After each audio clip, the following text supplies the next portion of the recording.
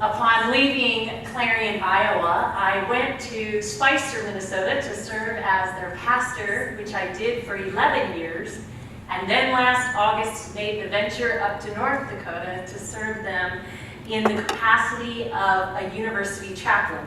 And as a university chaplain, one becomes very aware of the type of tests that students take. So when Bill contacted me about the possibility of joining you this evening and sharing with you, I thought I had been handed a pop quiz. And then I heard the test question: where did I see God while I served in Clarion? And I thought, this is the easiest test of my life. As I reflected on my time with you, I saw and experienced God's presence through your lives time and time again. I could talk about our shared experience for hours, but I will limit my response, especially since food is waiting. You see, although you were relatively small in number, your hearts were big, and your vision was God-sized. You responded to the nudges of God when God presented you with opportunities. You didn't hoard your resources or your love. You were eager to give both of them away. As a body of Christ, you loved the Lord and you loved your neighbors. You expressed your love in countless ways. You yearned to be the hands and feet of Jesus Christ. You see, there was also no age limit. Young and old were all involved. It was a joy to be able to work with people who desired to see this ministry flourish. I always said, you couldn't hide in a crowd if you were a member of the United Presbyterian Church. You had to be active. You see, in one of our initial congregational chats, I recall asking the following question of you: what would be missing from the community of Clarion if your congregation no longer existed? As a pastor, I secretly wanted to hear you say things such as our prayer for our community, our excellent Christian education, our discipleship of youth. The answer that I heard was both honest and heartfelt: our good cooking. What I came to learn over time was that table fellowship was central to who you were, and I suspect very much it continues today. It seems only fitting that tonight we will gather at table and share in feast and fellowship. So first, I experienced God in your midst at table. During our time together, your table fellowship took many different formats, yet the commonality was food and fun. Members of the community were invited to partake of your delicious meals. It was abundantly clear that not only did people receive a hot meal, they also received warm hospitality. People experienced God as they were invited to your table, both in your fellowship hall and at the Lord's table. Next, I experienced God in your midst as you ministered to the people of this community.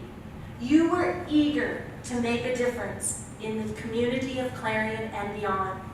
I remember the first opportunity that I offered to you as a congregation. It was that we would go out as a group and pick up garbage in our community. And although Clarion is remarkably clean, you were willing to serve. It was the first of many opportunities that were presented to you, and you responded. You offered the children of this community various ministries. Initially, some of you dedicated volunteers tutored elementary students over the summer months. In time, the early dismissal program was started, and you stepped up to care for the children once a month when students were released early from school. There were games, singing, crafts, Bible stories, and more. But most importantly, you extended love to the children.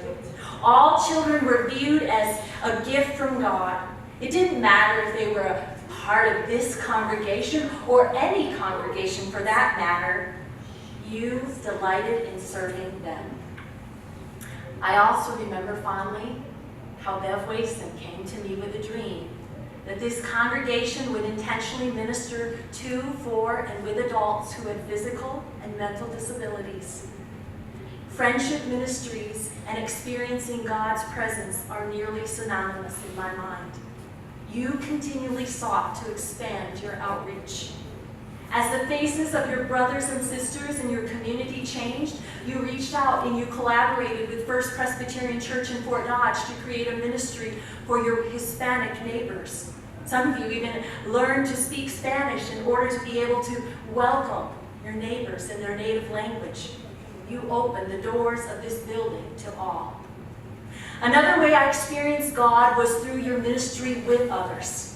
I appreciated this congregation's willingness to see the members of other churches in this town as fellow brothers and sisters.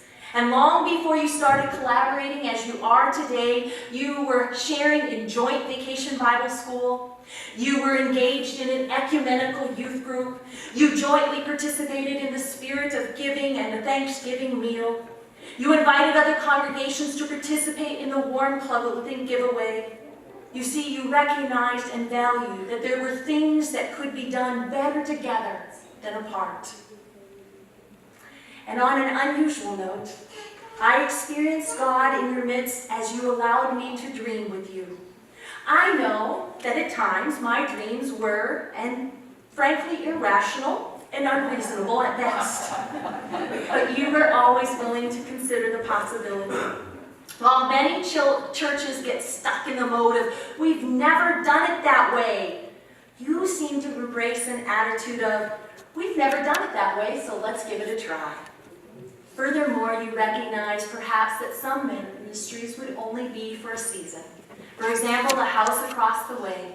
Although it was only a brief time in your history, it became a temporary refuge for two individuals who called New Orleans their home prior to Hurricane Katrina. Lest I be accused of focusing only on your service, I also experienced God as we enjoyed life together. We worked hard and we played hard. I recall times of sweet fellowship with you. Everyone came together to enjoy Christian fellowship, whether it was at the I-Cubs game, on a hayride, or at a concert. Laughter and fun were the order of the day. And wherever 2 or 3 Presbyterians congregated with one another, there was fellowship. I remember many evenings coming home after a Clarion Goldfield sporting event, and my husband would say to me, I don't think you watched any of the game. I said, no, I was visiting with the members. The family fondly remembers the wonderful fellowship we experienced here with the couples group. I think, if I were honest, our children were always equally excited about those evenings as Doug and I were. Our time together was quite an adventure. It included unexpected twists and turns. And for that, there was one topic that I wasn't going to even mention this night, this building.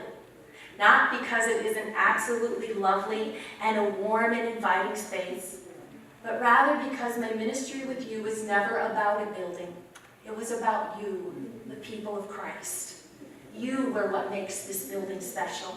It's through your worship, your Christian education, your Christian fellowship, your prayers that makes this place a special place.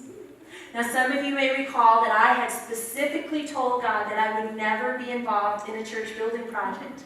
As a small child, the church that I attended split and eventually closed over a building project. Yet God often laughs at our suggestions.